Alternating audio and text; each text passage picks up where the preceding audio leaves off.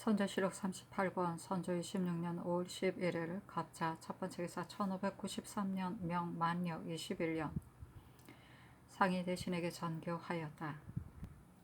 그일 경락의 행동을 내가 자세히 살펴보건대 그가 말한 애당초 외적을 유인해 성을 나오게 한 다음 추격하여 섬멸하려는 계획이었다는 것은 분명히 거짓말이다.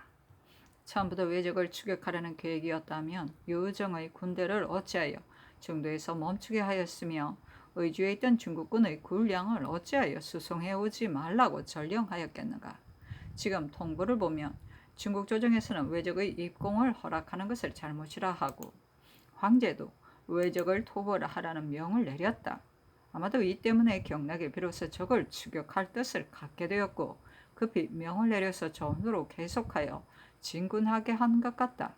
그러고서도 추격하지 못하여 자기에게 주의가 돌아올까 염려한 나머지 지금에 와서는 우리나라가 군대와 군량을 제대로 공급하지 못한다고 크게 성을 내는가 하면 심지어는 사람을 보내어 책임자를 색출하기까지 하는 것이다. 나는 저들이 외적을 추격하려다 미치지 못하면 한두 명의 우리 배신들을 처형하는 일이 없지 않을까 염려스럽다. 저들은 주본을 올려 우리나라의 주위를 뒤집어 씌우리고 저희는 벗어나려는 계책을 하는 것이니 매우 염려되는 바이다. 이미 선정관을 파견하여 제도에 유선을 전하는 것이 한두 번이 아니었으나 이제 다시 중신을 파견하여 검칙하려 한다. 그러나 혹시라도 미진한 일이 있으면 다시 여럿이 의논하여 조처해서 뒤에 주의를 뒤집어 쓰는 일이 없도록 하라.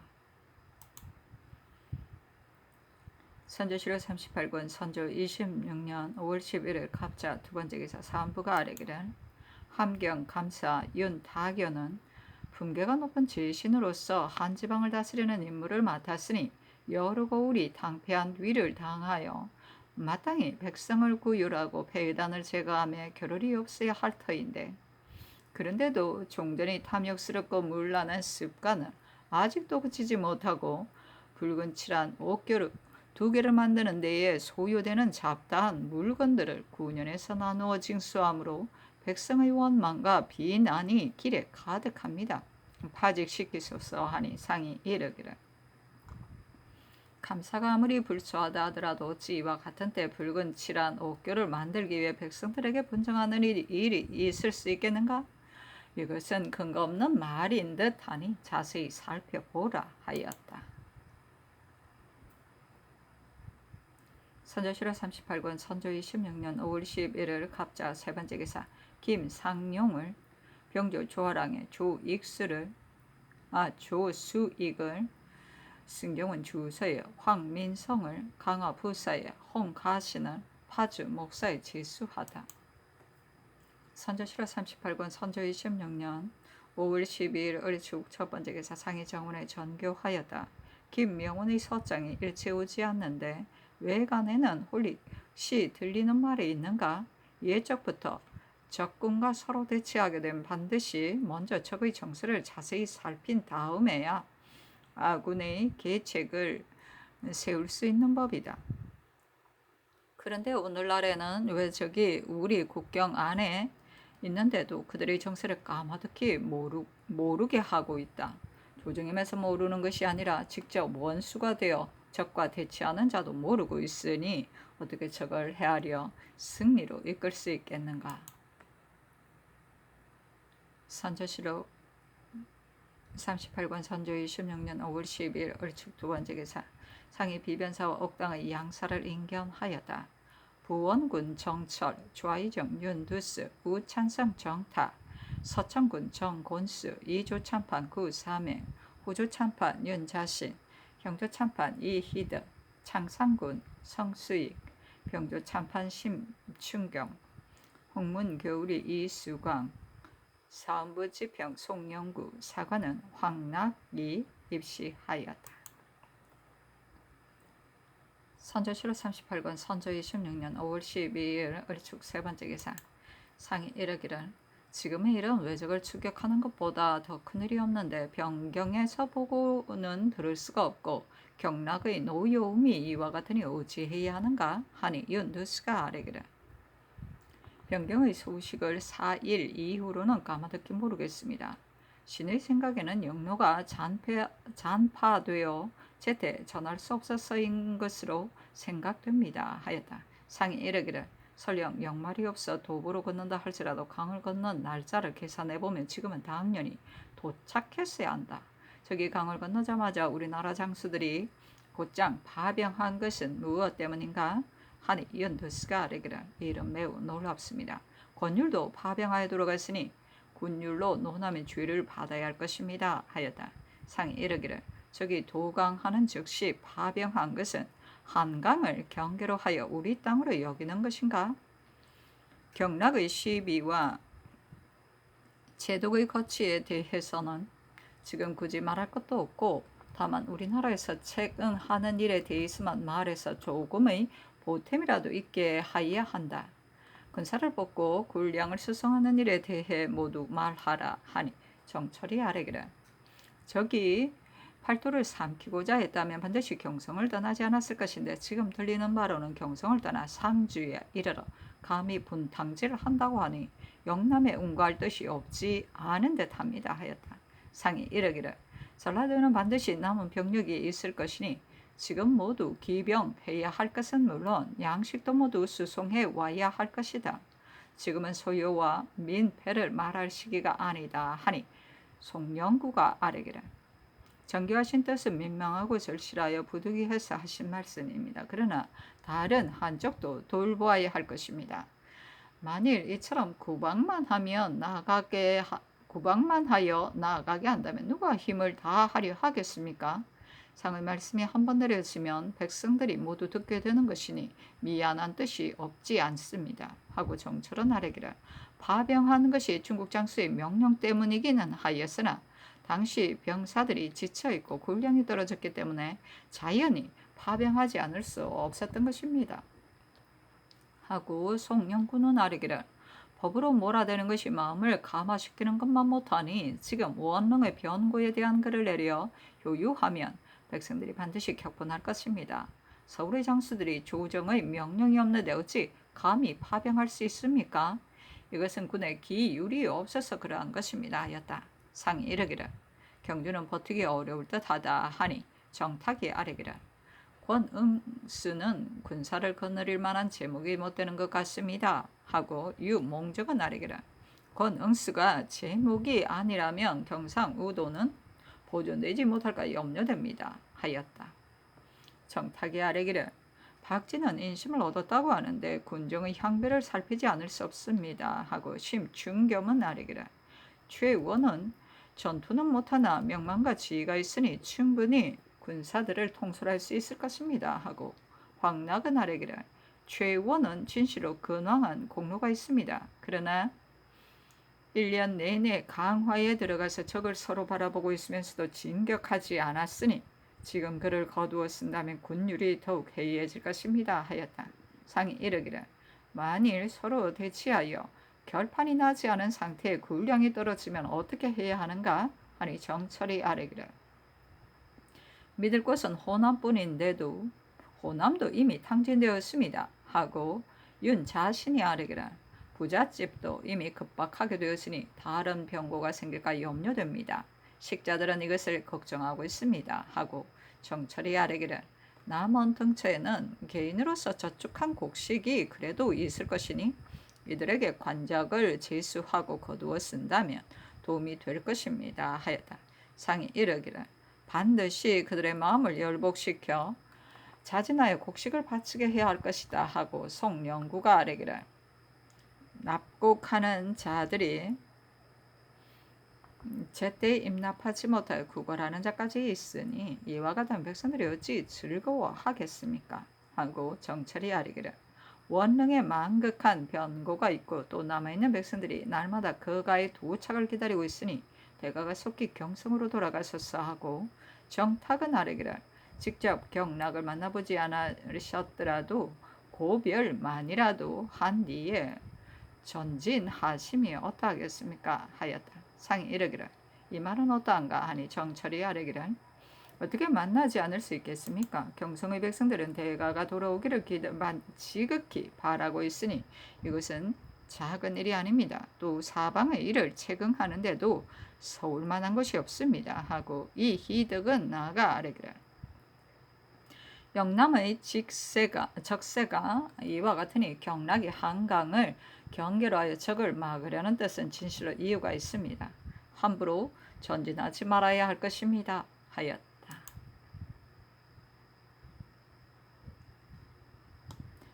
선조실록 38권 선조 26년 5월 10일 얼충 네 번째 기사. 비변사가 아뢰기를 그늘 변무가 까마득하여 한두 가지를 들은 것이 있기는 하나 모두 경락의 아문에서 들은 것이니 사체가 매우 놀랍습니다. 또 원수와 적반사를 먼저 치고 하소서. 용산의 잔류에 있는 외적들은 편안히 앉아서 도리어 우리 백성의 양식을 소비하고 있으니 이는 옛날 방두에서 기근을 구제하던 것과 다를 것이 없습니다. 속히 처치하라는 뜻으로 경락에게 자문을 보내어 시행할 것을 청하소서 하니 상이 따랐다. 이때 병들고 부상한 외인들이 용산창에 많이 지쳐 있었는데 경락이 우리나라로 하여금 쌀을 풀어서 접대하게 하였다. 선조실록 38권 선조 26년 5월 12일 을축 다섯 번째 기사.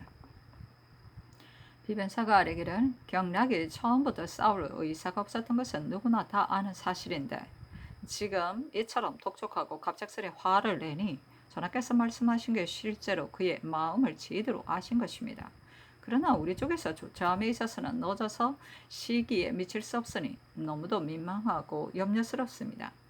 지금의 계책으로는 군량이 부족하여 군대를 모을 수 없고 우리나라 장병들이 전쟁을 그만두는 것으로 잘못 알고 파병하여 도망하고 흩어진 자가 많다는 사유로 자문을 만들어 사죄해서 경락으로 하여금 우리의 실정을 이야기하는 도리밖에 없습니다. 하니 상이 따랐다. 선조실록 38권 선조 26년 5월 13일 병인 첫 번째 기사. 사관원이 안황에게 가선 대부를 가자한 것을 개정할 것을 잇따라 아뢰니 상이 일렀다. 난리가 일어난 초기에 조사들에게 말할 수 없는 일들이 많았다. 안황은 독자로서 편모를 버리고 처자를 돌보지 않고 통곡하며 거가를 호정하여 온갖 고난을 다 겪으면서도 밤낮으로 부지런히 하여 국난을 생각하였으니 가선을 내린 듯 어떠하단 말인가. 번거롭게 하지 말라. 선조실록 38권 선조 26년 5월 13일 병인 두 번째 기사. 상이 정문에 전교하기를 오는 21일에 해주로 진주할 것이니 모든 일을 미리 준비하라 하였다. 정문이 아직은 진주하지 말 것을 청하니 상이 이르기를 서서히 형편을 보아가면서 하겠다 하였다.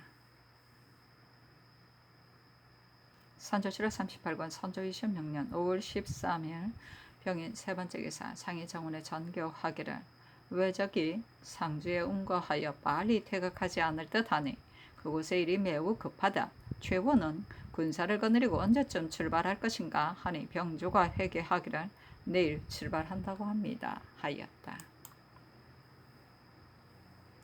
선조실록 38권 선조 26년 5월 14일 정묘 첫 번째 기사. 임해군 이진과 순화군이 적정으로부터 편지를 보내왔는데 그 내용은 다음과 같다. 한극함이 두 딸을 청정에게 바치고 40조항의 계책을 꾀하기까지 하였으며 그 아들 한격은 중국과 우리나라 지도를 그에게 주었습니다. 선조실록 38권 선조 26년 5월 14일 정묘 두 번째 기사. 대신들이 아뢰기를 경성의 유민이 다시 돌아와 살아서 점차 모양을 이루고 있다고 하니 그들을 안모하고 구휼하는 것을 급하게 하지 않을 수 없습니다. 한성 반년 이 덕형은 이미 중국 장수를 수행하고 있어 직무를 수행할 수 없으니 속히 채직하고 다른 사람을 뽑아보내소서. 각사가 되기는 하였지만 그래도 남아있는 물건이 있는데 관리할 사람이 없으니 호주 당상을 비워둘 수 없습니다. 겸판서 홍성민이 기장으로 말미를 받았으니 그로 하여금 경사에 들어가 직무를 수행하게 하소서 하니 답하기를 아랜대로 하라. 판서 홍성민은 상중에 있는 사람으로서 돌아가신 어머니를 장례하기 위하여 가는 것인데 그렇게 하는 것이 미안할 듯 하다 하였다.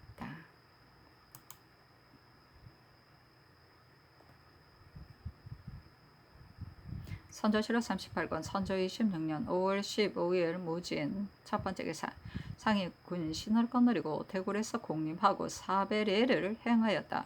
이어서 선정관을 보내어 전라도 순찰사 권율에게 하유하기를 경락이 본국의 병사를 더 뽑아 지급군과 함께 협력하여 왜적을 섬멸하라 하니 경은 본도의 정병을 총동원하되 초발할 즈음에는 짐작하여 조처하라 하고 유군이 바친 공명 고신첩을 권율이 있는 곳에 보내어 군중이 상으로 주거나 곡식을 모집하는 데 쓰게 하였다. 선조실록 38권 선조 26년 5월 15일 무진 두 번째 기사 사은부가 아뢰기를 국가가 어려움이 많아 적을 토벌하는 것이 시급한지라 다만 장제가 부족함으로 인하여 이류에 있는 자라 하더라도 함께 거두어 쓰고 있습니다. 승려인 휴정에게도 병권을 맡기었는데 조정의 수치가 극심합니다. 휴정은 적을 초토하는 생각은 하지 않고 오직 방자한 마음만을 품어 많은 추종자를 거느리고 앞뒤에서 호위하게 하는가 하면 심지어는 말을 타고 국문 밖에 이르러서는 걸어서는 조신들을 만나서 그만스레 벼슬아치 제상의 채통을 보입니다. 조금도 중다운 태도가 없으니 추구하여 엄히 다스리도록 명하시어 후 이를 징계하소서 하니 상이 이르기를 이런 무리의 일을 어찌 다 헤아릴 것이 있겠는가 그러나 아랜대로 하라 하였다. 선조실록 38권 선조 26년 5월 15일 무진 세 번째 기사 사관원이 아뢰기를 조정의 호령이 자주 변경되면 백성에게 신뢰를 받을 수 없습니다. 군량을 수송하는 일은 이미 규정이 있는데 곧바로 추가하여 배정하게 하니 법을 세운 뒤에 어찌 신의를 잃어서야 되겠습니까? 신들이 논하는 것은 다만 백성이 밑사람을 원망하지 않고 밑사람이 백성을 속이지 않게 하고자 해서일 뿐이니 추가하여 배정하라는 명령을 거두어 지난번 사목대로 시행하게 하소서 하니 상이 따랐다. 선조실록 38권 선조 26년 5월 15일 무진 네 번째 기사 경상우도 관찰사 겸 순찰사 김성일의 졸기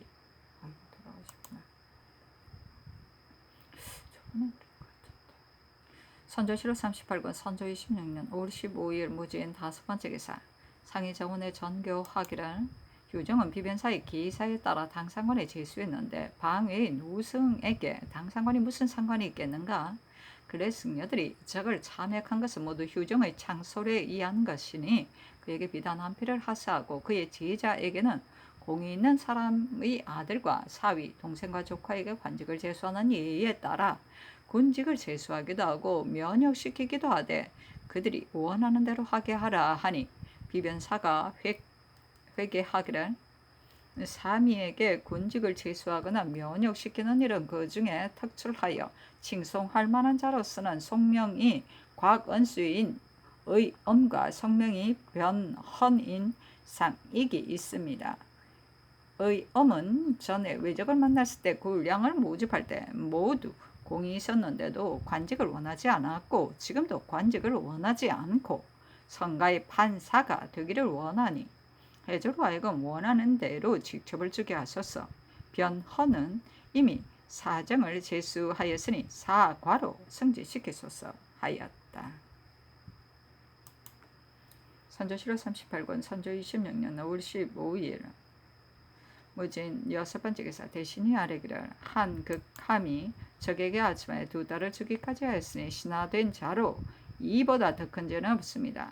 지난날 대간이 그를 잡아다가 추구하여 그 정상을 밝힐 것을 청했었는데 지금 이미 밝게 드러났으니 속기 조처하셨사니 상이 이르기를 그 아들 한격이 중국의 지도도 그려주었다 하는데 어떻게 조치해야 하겠는가 하였다.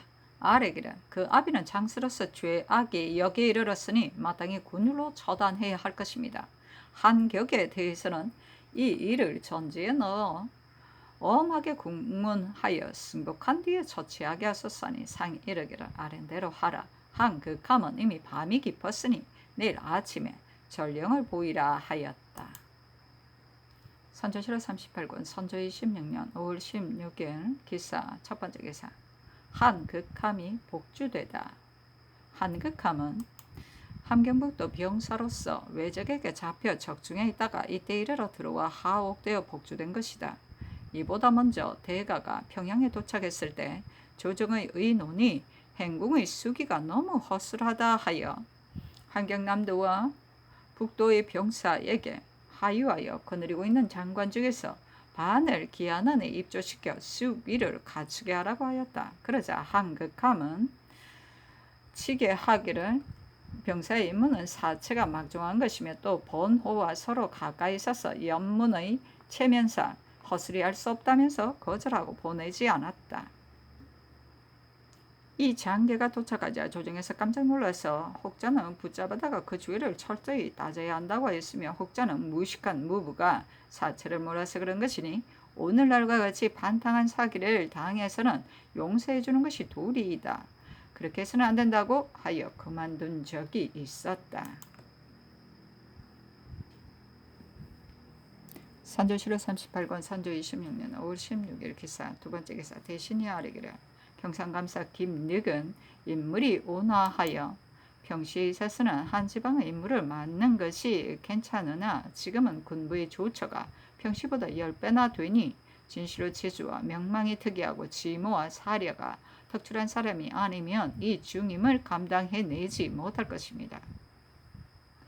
최경혜는 새로 병사에 임명되었는데 이 사람은 침착하고 중후하며 지략이 있어 감사에 합당하니 그로 하여금 대신하게 하소서. 그 다음으로는 이시언과 곽재우도 임명할 만합니다 하니 상이 이르기를 최경혜는 감사로 승진시키는 것에 대해서는 그것이 합당한지 잘 모르겠다.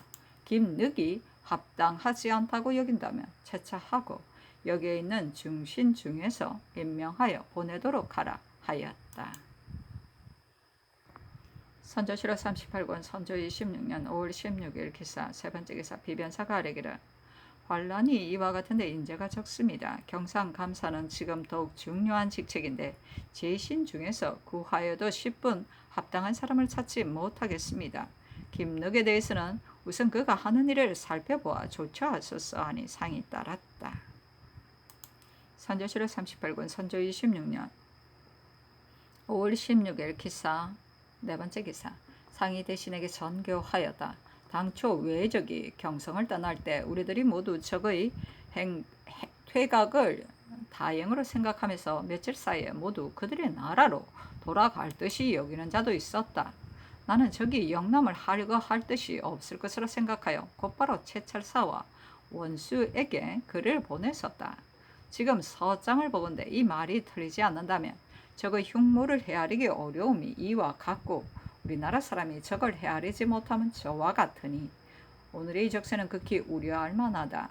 다시 계획을 철저히 세워 극진히 조처하도록 하라. 또 수개월 동안 오래 끌 염려가 없지 않으니 그렇게 되면 승부를 기필할 수가 없다. 몇 달 동안 지구전을 하여 병사가 지치고 양식이 떨어지게 되면 결말이 어떻게 될지 알 수 없을 것이다. 이에 대한 대응책을 비변사와 병조는 각각 의논하여 올리라. 선조실록 38권 선조 26년 5월 16일 기사 다섯 번째 기사 사관원이 아뢰기를 장지성은 상명의 임시 수령으로 있으면서 감사 심대가 그 군에서 해를 당했는데도 전혀 구제하지 않았으며 이미 군사를 거느리고 십리 밖에서 변고에 대비하고 있었는데도 적이 그 길로 통과하자 적을 막을 의사가 없었습니다. 다시 가두어 정죄할 것을 명하셨사니 상이 비변사에 의논하여 아뢰게 하였다. 선조실록 38권 선조 26년 5월 16일 기사 6번째 기사 비변사가 아뢰기를 주장이 30리 되는 지역에 있었더라도 10리 안에 포성이 들렸다면 적이 오는 것을 전혀 몰랐다고 할 수는 없습니다. 남의 부하가 되어 위급한 일이 있으면 마땅히 목숨을 바쳐 달려가야 할 것인데 어찌 주장이 살해되었는데 편비의 직 위에 예정 그대로 둘 수 있겠습니까? 중종 때 심사손이 만포 첨사가로 있으면서 오랑캐에게 살해되었는데 군관 송인강이 주장을 구원하지 않은 죄로 여러 해 동안 폐기되었으니 이는 모두 지난날의 법률을 적용하였던 전례입니다. 장지성이 전후에 공초한 것과 상소한 뜻을 세밀히 살펴보면 죄가 가볍기는 할지언정 어찌 죄가 없다고 할 수 있겠습니까? 지금 우선 도 원수의 군전에 보내어 속죄하게 해서 만약 적의 수급을 얻지 못할 경우는 추후 논죄하소서하니 상이 따랐다. 선조실록 38권 선조 26년 5월 16일 기사 7번째 기사 사관원이 아뢰기를 장지성은 상령의 임시 수령으로 있으면서 감사 심대가 그곳에서 해를 당했는데도 전혀 구제하지 않았으며 이미 군사를 거느리고서 심리 밖에서 변구를 대비하고 있었는데도 적이 거길로 통과하였건만 적을 막을 의사가 없었습니다. 다시 가두고 정죄할 것을 명하소서하니 상이 비변사에게 의논하여 아뢰게 하였다. 선조실록 38권 선조 26년 5월 17일 경우 첫 번째 기사 비변사가 아뢰었다. 순한 어사가 배신 이론에게 평양, 개성, 벽제 세 곳의 주민 각각 5, 6명을 대동하고 의주진으로 와서 자신이 도착하는 날을 기다렸다가 통역하여 조사할 수 있게 하라고 하였다 하니 이것은 제독이 접전할 당시의 상황을 살피고자 하는 것입니다. 이는 관계되는 바가 적지 않은 일이어서 평양 감사와 계승 뉴스로 하여금 그 일을 알 수 있는 사람을 각각 4, 5명씩 보내게 하였는데 벽제는 지금 무인 지경이라서 끝내 취할 사람이 없으므로 대동하고 간 배신으로 하여금 그 당시 전투에 참여하여 직접 목격했던 사람을 데려가게 하였습니다. 또 문답할 적에 잘못 대답할 염려가 없지 않으므로 승문원으로 하여금 자주 상주할 내용을 자세히 헤아려 글로 적어주게 하여 미리 익히게 하였습니다. 선조실록 38권 선조 26년 5월 17일 경우 두 번째 기사 간원이 따라 장지성을 다시 가두고 정죄할 것을 개청하였으나 상이 따르지 않다가 세 번째 개청하자 비로소 따랐다. 선조실록 38권 선조 26년 5월 19일 임신 첫 번째 기사 사헌부가 아뢰기를 북도 병사 성윤무는 형장을 너무 지나치게 시행하고 절제가 어긋나 잔약한 국민들이 크게 실망하고 있습니다. 지금 남쪽의 오랑캐가 잠시 후퇴하자 북쪽의 오랑캐가 국경을 침범하니 백성을 진모하고 적을 막는 계책을 이 사람에게 맡길 수 없습니다. 채차 시키소서 하니 상이 이르기를 비변사로 하여금 의논하여 조처하게 하라 하였다. 회개하기를 북병사 성윤무는 전에 남쪽 변방에 있을 때 병법이 너무 엄격하여 국민들이 불평하였었는데 본적을 맞고 난 이후로 그 계획과 처치 능부에 대해서는 미처 자세히 알지 못합니다. 다만 항오 간에서 발신하였으므로 일도를 진압하고 복종시키기가 어렵다고 하니 대간이 아랜대로 채직시키소서 하니 상이 따랐다.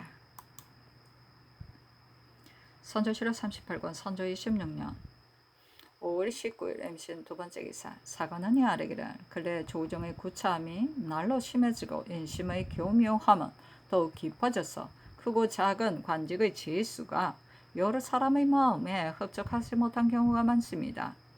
산릉 계장 감력관을 모두 청탁으로 임명하였으며 참 하관들도 참상의 군직으로 오르기를 도모하여 곧바로 출륙하려 도모하고 있으니 물정이 해괴하게 여기지 않는 이가 없습니다.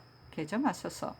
경기에 소속된 각 업의 탕패는 다른 도보다 더 심한데 양능의 역사를 동시에 거행한다면 관원이 많아 공억의 번거로움이 평상시보다 배나 될 것이니 남아있는 백성들이 그 괴로움을 감당해내지 못할 것입니다.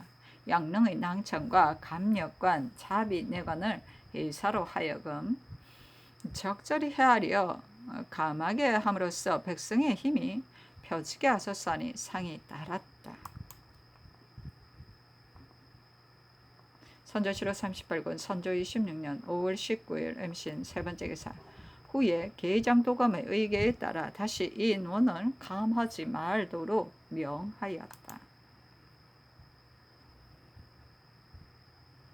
선조실록 38권 선조 26년 5월 20일 개유 첫 번째 기사. 상은 곤룡포를 입고 백관은 모두 길복을 입고서 객사로 행차하여 친히 사언표를 올렸는데 바로 삼경을 회복한 일 때문이었다. 상사 인성부원군 정철이고 부사는 한성 판윤 유근이었다. 상은 즉위한 이래로 대국을 받듬에 매우 경건히하여 공무를 진상할 때마다 반드시 정하게 가려서 봉상하였으며 간절한 정성이 시종 여일하였다. 사언표는 다음과 같다. 경역의 잘못소하여 외적의 침략을 당하는 비운을 만났는데 우르로 천자의 위령을 힘입어 특별히 나라를 되찾는 경사를 보게 되었으니 이미 백골이 되었다가 다시 살이 붙었고 오기를 기다리던 중에 와서 소생시켜 준 것입니다. 삼가 생각하건대 당직은 선조의 유기를 이어받아 외람대의 번병의 중임을 맡았습니다. 해와 달처럼 비추어 주신 태양을 향하는 해바라기 같은 정성이 항상 간절하고 성교가 동방에 젖어오니 바다를 흔드는 고래의 행포가 오랫동안 잠잠했습니다. 따라서 저 하찮은 무리가 감히 으르렁거리며 쳐들어올 줄을 어찌 생각이나 했겠습니까? 애통하게 종묘와 사직이 잿더미가 되었는데 다행히도 부모가 매우 가까이 계셨습니다. 매우 이토록 사방이 어느 곳에도 돌아갈 데가 없던 차이에 높고 높은 곳에서 만리 밖을 환히 꿰뚫어보시고는 난리를 구유하는 두터운 언택을 내려주니 이는 삼가 복종하는 작은 정성을 살려주신 소치였습니다. 찬란한 유능을 내리시어 중효의 의리를 더욱 장려하시고 수레를 이어나여 군량을 속에서 다시 경계의 근심을 구제해 주었습니다. 문무 대신을 보내시어 마음을 다하게 하시고 남북의 정예병을 거느려 용맹을 떨치게 하였습니다. 급히 구제하시면 부를 거든 물에 빠진 자를 구해주듯 하였고 적을 꺾으면 썩은 가지를 꺾듯이 쉽게 하였습니다.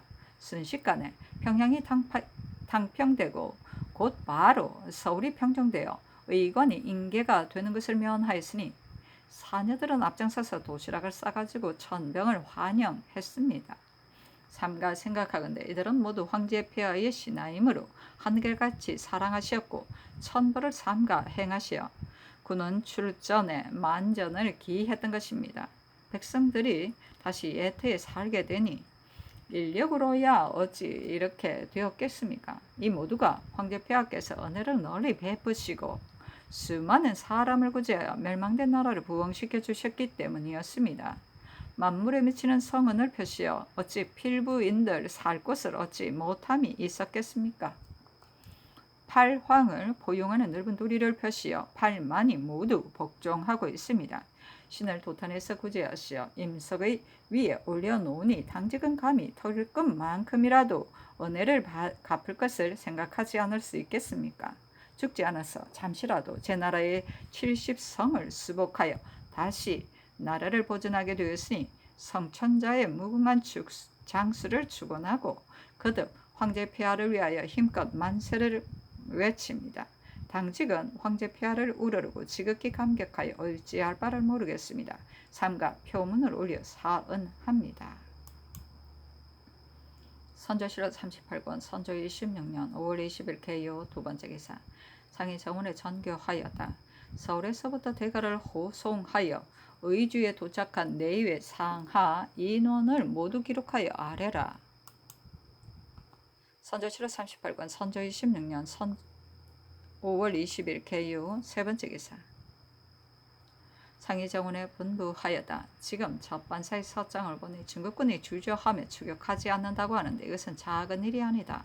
어쩌면 경락에게 품첨하여 주선해야 할 듯하니 이러한 뜻을 비변사로 하여금 속히 의논하여 아뢰게 하라. 선조실록 38권 선조 26년 5월 21일 갑술 첫 번째 기사. 비변사가 아뢰었다. 경락의 처사는 참으로 모르겠습니다.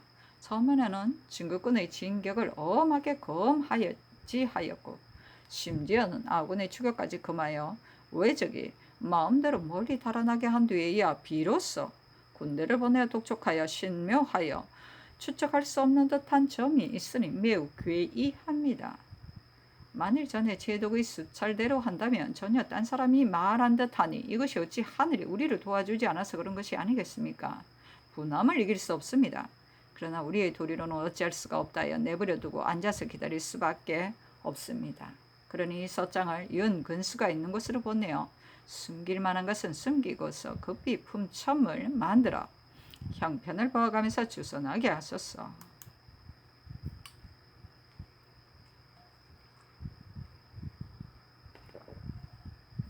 선조실록 38권 선조 26년 5월 21일 갑술 두 번째 기사.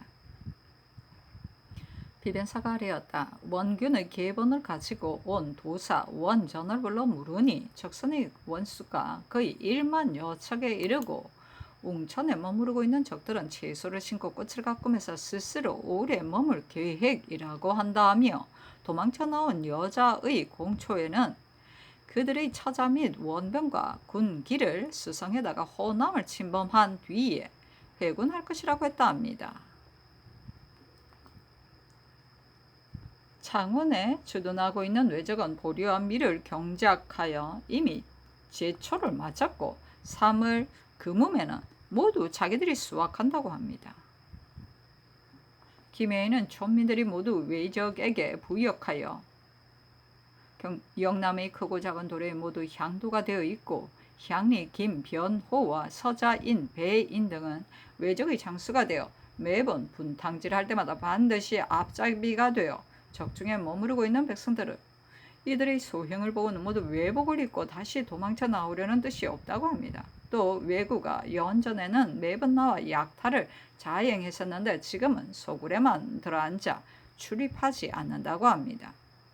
우도의 문경, 함창, 상주, 김해, 창원, 웅천과 좌도의 성산, 대구 이하에는 모두 다 외적이 주둔하고 있다고 합니다.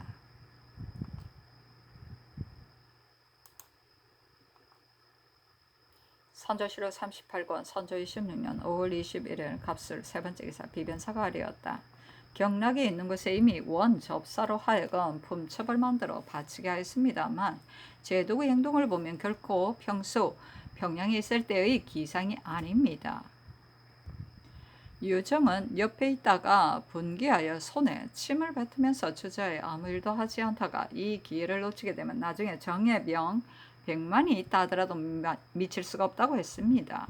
지금은 굳이 진격해서 싸우지 않는다는 등의 말을 해서 제독의 비유를 거스리는 일은 하지 않고 다만 경락이 싸움을 재촉하고 있다는 뜻을 들어 자문을 만들어 보냈습니다.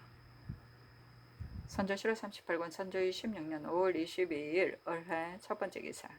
상이 정원에 전교하기를 외적 중에 중국군에게 투항한 자가 거의 100명에 이르고 있는데 적장은 이를 알면서도 금지하지 않는다고 하니 적의 계책을 추측하기가 매우 어렵다. 왜 저 외적은 오늘 우리와 불공 대천의 원수인데 경락은 그들에게 상을 주기까지 하니 만약 저들을 살려주어 중국으로 보내면 우리나라와 평양 서쪽의 허실과 도로, 중국 관외의 일을 반드시 모두 알게 될 것이다. 만일 그들이 중국에서 도망하여 본토로 돌아가게 되면 관계되는 바가 적지 않으니 반드시 이들을 모두 죽이고자 하는 뜻을 경락에게 이자하고 적반사에게 유서를 내리라. 경락이 항복한 자는 죽이지 않는 것이다고 하면 다시 공벽한 곳으로 안치할 것을 청하는 것이 좋겠으니 이러한 뜻을 비변사에 이르라 하니 비변사가 회개하기를 삼가 선교를 받더니 항복한 외적을 공벽한 곳으로 안치시켜야 한다는 뜻으로 자문을 보내고자 하였습니다. 저 외적은 우리에게 있어서는 만세라도 반드시 복수해야 할 원수이니 지비가 낮고 천하여 지극히 미천한 자일지라도 우리로서는 다투어 저들의 살점을 베어 먹고 가죽을 벗겨 깔고 자고자 합니다. 하물며 투항한 자가 100명에 달하는 공공연히 국경을 지나게 한다면 통분한 일입니다. 다만 중국 사람의 거주와 기습은 우리나라 사람들과 크게 달라서 여러 장수와 관리들이 서로들 중국은 외이에 대해서 그들이 아침에 침입해 왔더라도 저녁에 와서 항복하면 오히려 받아주는데 조승의 기상은 어찌 이리 좁은가 라고 하니 지금 자문을 보냈다 하더라도 반드시 시행하지 못할 것은 물론 도리어 허다한 말을 늘어놓아 꺾으리 할 것입니다. 또 경략 등은 지금 이것을 공으로 삼으려 하고 있는가 하면 외적의 투항은 처음부터 우리와 관계가 없어서 저들 마음대로 조종하고 있으니 이자 하더라도 이로움이 없을 듯합니다 하였다. 상이 이르기를 중국 사람들은 그렇다 할지라도 우리의 도리에 있어서는 중국 사람들이 그렇다고 하여 이자하지 않을 수 없다. 설사 말한 것과 같더라도 이자하는 것이 사리에 해로울 것이 없는데 왜 하지 않으려 하는가 하니 비변사가 회개하기를 상의 분부대로 이자하겠습니다 하였다. 선조 7월 38권 선조 26년 5월 22일 을해 두 번째 기사 상이 비변사에 전교하기를 수급을 바치지 않았는데 먼저 공을 논하는가? 전부터 적을 사살한 것으로 전공을 논했는데 지금 전후에 사살한 수를 모두 계산하여 보면 죽은 외적이 몇 명이나 되는가?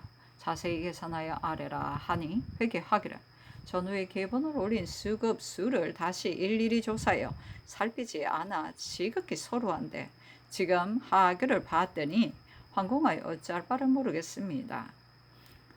사살한 수를 계산함에 있어서는 사실대로 보고하는 것이 많고 허위로 보고하는 것이 적다고 의논하는 자들이 모두 말하고 있습니다. 다만 이들이 당한 형편에는 완급이 있기 때문에 받는 상에도 경중이 있는 것입니다. 바야흐로 외적이 국내에 가득하고 승전보는 하나도 없어 형세가 매우 위급할 때에 만일 어떤 사람이 멀리 달려와서 승전보를 알리면 조정에서는 그를 가상히 여겨 다시 사실이 어떠한지는 따지지도 않고 사살한 수가 적더라도 파격적으로 상을 내렸습니다.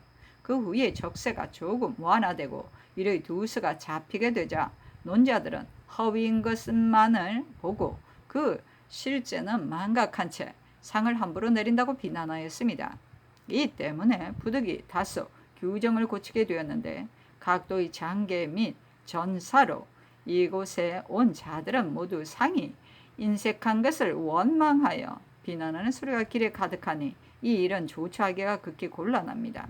대체로 큰 난리를 당하면 일에 임시 변통이 많아지는 법이니 죄가 있어도 처벌하지 않고 공이 있어도 상을 받아 요이행의 문이 크게 열리면 그 폐단을 막기 어렵습니다.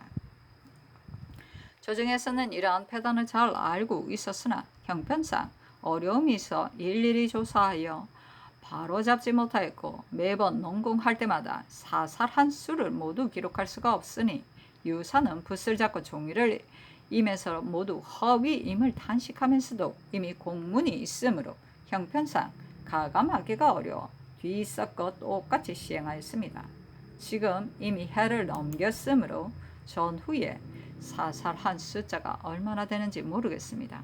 문서가 상자에 가득히 있으니 반드시 별도로 이 논을 정하여 상세히 대조하여 계산할 수 있을 것이니 열흘이나 보름의 기간으로는 상고해내기가 쉽지 않을 것입니다. 선조 7월 38권 선조 26년 5월 22일 을해 세 번째 기사 비변사가 아래였다. 지금 감수의 계봉과 유원의 폐문을 참고해보면 우리나라 국민에게 다만 소모나 과두를 착용하게 하거나 또는 뺨의 윗부분에 인기하게 하여 과거처럼 갓을 쓰는 것을 허락하지 않는다고 합니다.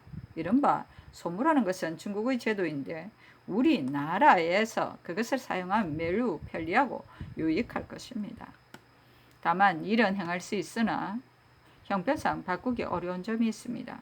전쟁이 일어난 지 1년에 온 나라가 소련하여 정령을 내림이 조석으로 이어져 백성들이 증대한 법을 따르기에도 겨를이 없는데 또 다시 하루아침에 제도를 바꿔 국내에 전포하여 백성들로 하여금 따르게 하려 함인다면 기필하기 어렵습니다.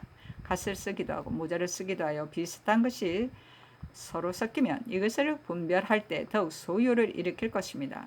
더구나 외적은 우리나라 사람과 말이 다르고 얼굴 모습이 저절로 구분되는데 지금 영을 넘어갔으니 저들이 숲속에서 출몰한다 하더라도 공공연히 대로에서 소식을 정탐하는 것은 있을 수 없을 듯합니다. 용모와 열령을 입자에 써 붙이는 것으로 말하면 마땅할 듯합니다.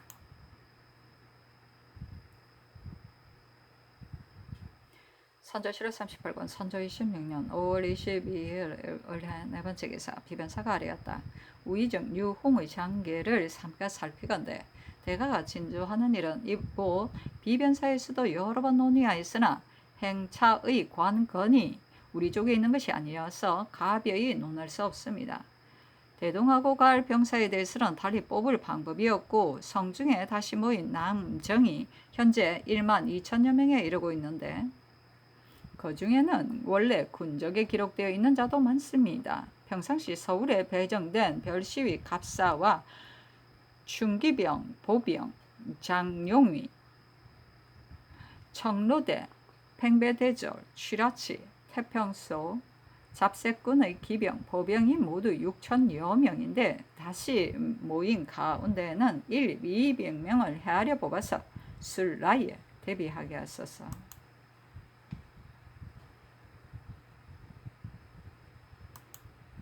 선조 7월 38권 선조 26년 5월 22일 을해 다섯 번째 기사 선정관 이춘영이 전라도 조화수영에서 와서 아뢰었다. 전하에 듣건대 영남의 외적은 문경, 함창, 상주, 선산, 김해, 창원, 웅천에 주둔해 있고 일본에서 새로 도착한 외적은 가득 강에 정박해 있으며 인동, 대구, 밀양, 청도, 동래, 부산 등지에서는 적진이 그대로 있다고 합니다. 또 양산과 대저도의 적은 곡식을 구하여 종자를 파종했다고 합니다. 4월 29일 우도의 감사 김천일이 죽었고 3월 11일에는 우병사 김면이 죽었는데 사람들이 모두 애석해하며 중위장 김영남이 그 군사를 대신 지휘하고 있다고 합니다. 경기를 지나다 보니 전야가 황폐해 있고 굶어 죽은 시체가 길에 널려 있었으며 수도의 백성들은 날마다 통곡하면서 그 가가 돌아오기를 기다리고 있다 합니다. 선조 7월 38권 선조 26년 5월 22일 을해 여섯 번째 기사 비변사가 아뢰기를 납속은 애당초 한때의 긴급함을 구제하려는 정사에서 나온 것으로 항상 시행하는 규정이 아닙니다. 그러므로 당초 사목에서 사족과 서울 공 4천을 논하고 군사에게는 미치지 않았던 것이니 이는 뜻이 있어서였습니다. 지금 군사로서 교생이라 칭탁하기도 하고 한량이라 칭탁하기도 하여 이름을 속이고 납속하여 혼도나 영직을 받은 자가 매우 많아 군액이 점차 감축되고 있으니 이것은 절대로 사목의 본뜻이 아닌 것은 물론 그 폐단을 막기도 어렵습니다. 군사로서 납속하고 상을 받은 자를 일일이 조사하여 별도로 다른 상을 내리소서. 선조 7월 38권 선조 26년 5월 22일 올해 일곱 번째 기사 경상 조화도 관찰사 한효순이 치게하였다. 전하에 듣건대 선산의 적이 상주의 적과 합진하여 끊임없이 올라오고 있다 합니다. 적의 상황을 이렇게 살펴보면 대부분의 외적이 이미 도망한 후에도 이 적은 홀로 상주에 남아서 조금도 물러갈 뜻이 없으며 또 원병을 많이 끌어들이니는 반드시 이들이 이미 중국군이 추격해 온다는 소문을 듣고 감히 항거하려는 계책을 세워서일 것입니다. 만일 내려가던 적이 다시 멈추어 더 이상 내려가지 않고 바다를 건너가던 적이 다시 멈춰 바다를 건너지 않고 다시 상주와 선산 등지로 모여든다면 그 기사가 다시 강성해져서 대처하기가 쉽지 않을 것입니다. 또 상주의 적은 매일 영국, 예천, 안동, 임내, 풍산 등의 고을을 분탕질을 하고 있는데 중국군의 선봉은 벌써 문경, 유곡 등지에 도착했으며 이 제독의 대군은 이미 충주에 이르렀습니다. 선조실록 38권 선조 26년 5월 22일 을해 8번째 기사. 위정 유홍이 치게 하였다. 성중에 이미 다시 모인 백성은 서부의 남자가 3,100명, 3,172명, 여자가 7,785명, 동부의 남자가 1,910명, 여자가 2,503명, 남부의 남자가 4,013명, 여자는 9,012명, 동부의 남자가 3,497명, 97명, 여자가 3,634명, 북부의 남자가 1,470명, 여자가 1,905명인데 성에 들어온 백성들은 관에는 구휼할 곡식이 없고 개인적으로 조금도 저장된 곡식이 없어 돌아왔다가 다시 흩어져 가는 자도 있습니다. 양청에서 굶주린 백성을 구제하는 것은 남녀를 합하여 모두 3,175명인데 성중에 남아있는 곡식은 수량이 지극히 적고 경기의 여러 고을은 장관의 공개로 탕진되어 생리들이 다투어 수령을 피하고 있어 마련할 방법이 없습니다. 들리는 바로는 호서와 호남의 여러 고을에는 처음 의병이 일어났을 때 창고를 열어 마음대로 먹었고 뒤에 중국군의 산류로 계속 실어 나르자 군량을 맡은 자가 목을 메어 죽기까지 하였다고 합니다. 전역을 두루 돌아봐도 모두 고갈되었으니 신의 생각으로는 대가가 속히 그 도로 돌아가시어 백성을 위로하고 죽은 이를 조문하며 나라를 경략할 큰 방책을 조정해서 널리 의논하여 조처하여야 할 듯합니다. 선조실록 38권 선조 26년 5월 23일 병자 첫번째 기사. 상이 정원에 전교하기를 제독의 행동을 보면 가망이 없는 듯하다.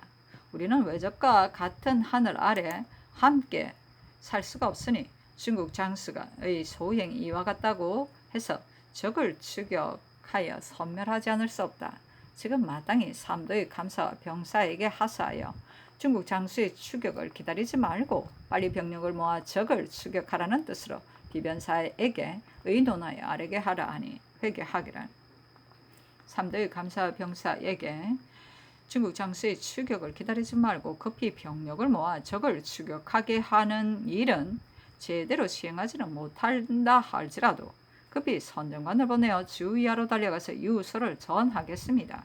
또 윤 군수 등이 올린 장계를 보면 경락이 우리나라로 하여금 중국군이 경고하는 지방에 각각 풀을 덮어 타붕을 만들게 해서 머물러 쉬는 곳을 삼게 하였다고 합니다. 이른바 타붕이라는 것은 임시로 만든 집입니다. 영남 이하 지방에 군량을 많이 준비해서 식량이 떨어지는 일이 없도록 하라고 하였으니 이런 뜻을 적어 각도의 감사 및 어사에게 아울러 보내어 특별히 조처를 취하게 하소서 하였다. 선조실록 38권 선조 26년 5월 23일 병자 두번째 기사.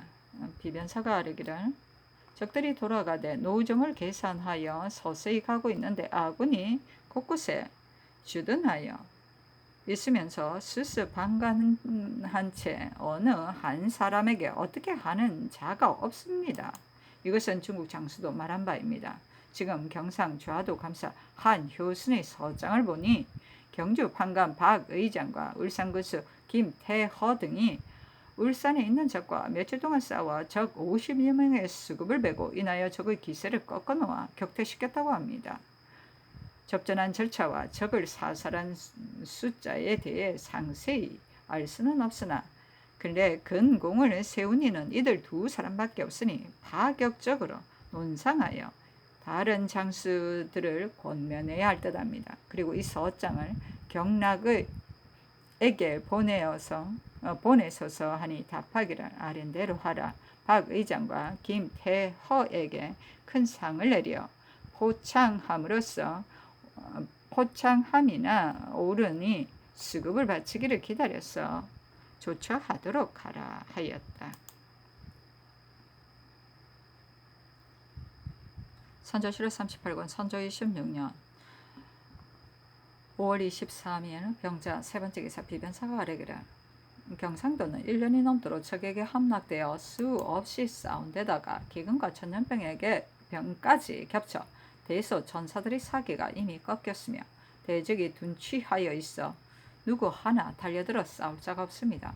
저들이 한번 바다를 건너가 버리면 통분해할 뿐 미칠 수가 없을 것이니 포악한 무리들을 제거하여 치욕을 갚는 것이 이 한 번의 거사에 달려 있습니다.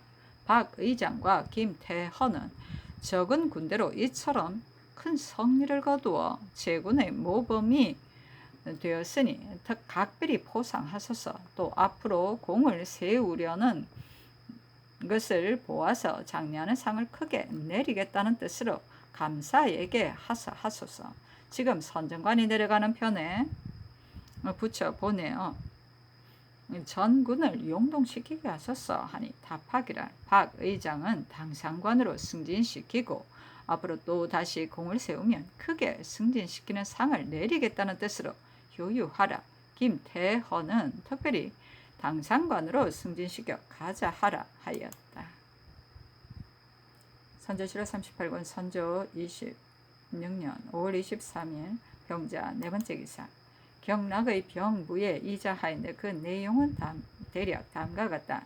이달 22일 적반사인 배신, 윤, 근수 등의 치계에 의하면 참군 섭이라는 자가 투항한 외적 27명을 압송하여 경락의 진전에 데려갔는데 통역하여 조사를 마친 뒤에 은양으로 상을 주고 곧바로 장전 보로 보내어 조정의 명령을 기다린다고 하며 이달에 올린 공조판서 한응인과 동지 중추 부사인 이 덕형의 측에 의하면 외적이 계속하여 제독의 군전에 투항하여 그 수가 거의 100명에 이르는데 제독이 대부분 죽이지 않고 군대를 따라 정벌에 나아가게 했다고 하였습니다. 당직은 저들이 야심을 고치지 않아 혹시라도 후환을 불러 이렇게까지 염려되므로 바야흐로 자문을 보내어 화근을 건절하고자 합니다. 외노의 본성은 전쟁을 좋아하고 죽음을 가벼이 여기며 남에게 굴복하는 것을 수치로 여겨 매양 흉독을 부리고 있습니다. 지금 외장 청정이 남으로 귀환하여 도로에 막힘이 없는데도 투항하는 적의 숫자가 100여 명에 이르고 있으니 저들의 흉악하고 강개한 꾀를 쉽게 헤아리지 못하겠습니다. 하물며 장전보로 보내어 조정의 명령을 기다리고 있다 하니 천조가 살려주기를 좋아하는 덕을 뱀 같은 무리들의 목숨을 살려주신 것이라고 생각되나 기어이 남을 해치려는 저들의 악독한 마음이 한시라도 누그러졌다라고는 생각되지 않습니다. 저들이 중국의 언어에 능숙해지고 왕래가 자유로우니 기회를 봐서 도망하여 동쪽으로 돌아간다면 우리나라의 서로에 대한 허실과 삼국의 기회, 지방의 도로에 대해 모르는 것이 없게 될 것입니다. 당직은 만일 수길이 죽지 않고 다시 창궐하게 된다면 바다를 건너 요동 지방을 침공할 때 이들 부대가 반드시 선봉이 되지 않을까 염려됩니다. 바라건대 기부에서는 와신 상담하는 우리나라의 맹세를 생각하시고 외적을 섬멸하는 황조의 대의를 체득하시어 석천의 죄를 특별히 바로잡아 흉악한 무리를 제거하는 도를 밝게 보이소서. 선조실록 38권 선조 26년 5월 24일 정축 첫 번째 기사 양사가 합계하기를 황조의 위엄이 멀리 우리나라에 떨쳐서 흉적이 남쪽으로 달아나고 교도가 깨끗이 수복돼 유민들이 다시 모여 살게 되었습니다. 그러나 서쪽 지방의 한 기퉁이는 대가가 오랫동안 계실 것이 못 되는데 계절이 바뀌도록 이곳에 남으셔서 답답하게 세월을 보내고 계시니 신들은 가슴 아픈 마음을 억누르지 못하겠습니다. 더구나 양릉을 봉안하는 일은 하루가 시급한데 이를 감독하는 곳과 계품하는 곳의 길이 너무 멀었어 아침에 출발하여도 저녁에 도착할 수 없는 형편입니다. 또 유민들은 상처를 싸매고 기어다니면서 대가가 수도로 돌아오기를 날마다 바라고 있었는데 대가가 장차 해주에 머무르실 것이라는 소문을 듣고는 사방으로 흩어져서 굶어 죽은 시체가 널려 있습니다.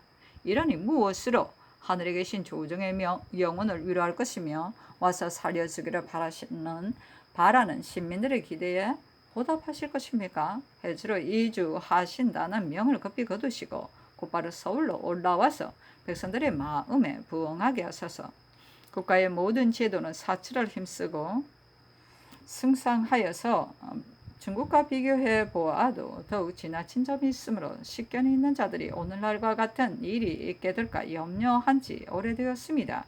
능침에 대한 제사의 번거로움과 선왕에 대한 수장산의 많은 궁실과 저택의 참람함, 의복과 음식의 사치함으로 인하여 백성들을 공공하게 하고 재력이 다 고갈시켜서 오늘날의 같은 곤경에 이르게 되었으니 이루 말할 수 없는 점이 있습니다. 이제 바라야으로 천운이 회복되어 구도를 수복해서 백성들과 다시 새로운 출발을 할 시기를 당했으니 반드시 쓸데없는 사치를 통렬히 억제하고 옛 습관을 개혁시켜 한결같이 검약함을 따라서 모든 일이 마땅함을 얻은 뒤에야 백성들이 소생할 수 있고 정치가 새로워질 수 있습니다. 해조에 명하여 선성들에게서 통상 이행하였던 예제를 참고하고 간호 중조의 따를 만한 제도를 모방하여 충분히 의논 결정하게 하여 번다하고 참남되며 사치스러운 표단이 없게 하소서 하니 상이 이르기를 경성으로 진주하는 일은 천천히 살펴서 할 것이다. 다른 일은 아랜대로 하라 하였다. 선조실록 38권 선조 26년 5월 24일 정축 두 번째 기사 상이 정원에 전교하였다. 중국 군사들이 우리나라에서 상을 주지 않는다 하여 성을 내고 있다 하니 우리나라 장병들에게 상을로 하사는 은 3,000냥을 먼저 중국군에게 나눠주게 하고 우리나라의 상을 받아야 할 자들에게는 다른 물품으로 바꿔 지급하게 할 내용을 비변사에 명하여 의논해서 조처하게 하라. 선조실록 38권 선조 26년 5월 24일 정축 세 번째 기사 대신이 아뢰기를 지난번 대가가 서울로 진주하신다는 전교가 계셨는데 신들은 경락이 가까이 있으니 그대로 떠나서는 안 된다고 아뢰었습니다. 그러나 지금은 이미 많은 날짜가 지났는데도 앞으로 할 일은 현재 아직 결말될 기약이 없습니다. 또 근데 구도의 유민들은 수도가 수복되기 초기에 그가가 즉시 서울로 돌아올 것이라고 여겨 조정의 위일을 다시 볼 것이라고 생각하고 머리를 들어 서쪽을 바라본 지 오래되었다고 합니다. 또 산릉을 보수하는 일은 급히 서둘러서 조치해야 하는데 거가가 계신 곳과 거리가 너무 멀기 때문에 형평상 빨리 거행할 수 없어 매우 미안하다고 합니다. 또 이곳은 대가가 머물러 계신 지 오래되었는데 수토가 맞지 않아서 사람들이 대부분 심한 질병을 앓고 있습니다. 그러니 상께서 아무쪼록 경락과 한번 만나서 황제의 은혜로 도성을 회복하였으니 즉시 도성으로 돌아가 황상의 은덕을 드러내고 싶다고 하셔서 그렇게 하는데도 경락이 만나주기를 허락하지 않는다면 우리에게는 잘못이 없는 것입니다.